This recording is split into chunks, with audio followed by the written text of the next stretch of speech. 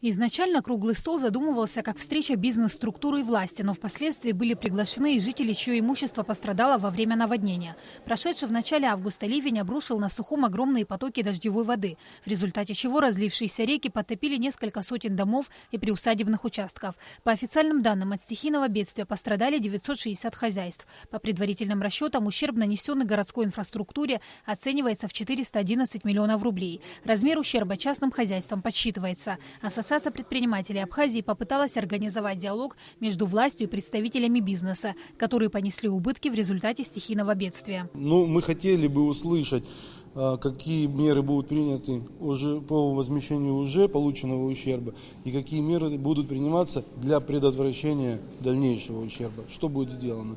То есть на самом деле люди пострадали очень сильно, и поэтому какие-то компенсации должны быть. Если мы говорим о бизнесе, то тут нужен индивидуальный подход каждому, разбирать эту ситуацию, есть для этого соответствующие службы. Если говорить о жителях улиц, то там тоже нужно подворный обход, нужно заниматься этой проблемой глубоко. И возмещать однозначно людям нужно хотя бы элементарно какие-то вещи первой необходимости, чтобы люди могли купить. Участники круглого стола обсудили, как выйти из сложившейся ситуации и как предотвратить подобные впредь. По словам главы столичной администрации Адгура Харазия, они сделали все, что в их силах. Были очищены несколько рек в этом году, но в бюджете города не предусмотрены средства для полного возмещения ущерба, отметил Харазия. За один год расчистить реки, которые не чистились 50 лет, это невозможно.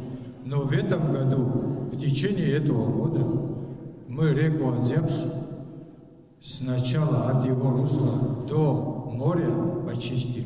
В эту реку впадает много речушек. И эти речушки, мы не успели почистить. Там много речушек.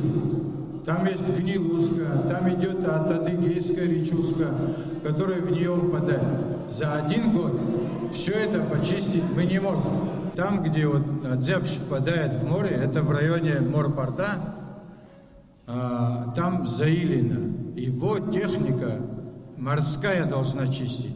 И этой техники в Абхазии нет. Правительство обещало, что оно возьмет эту технику в Сочи. Это нужен корабль, корабельный ковш.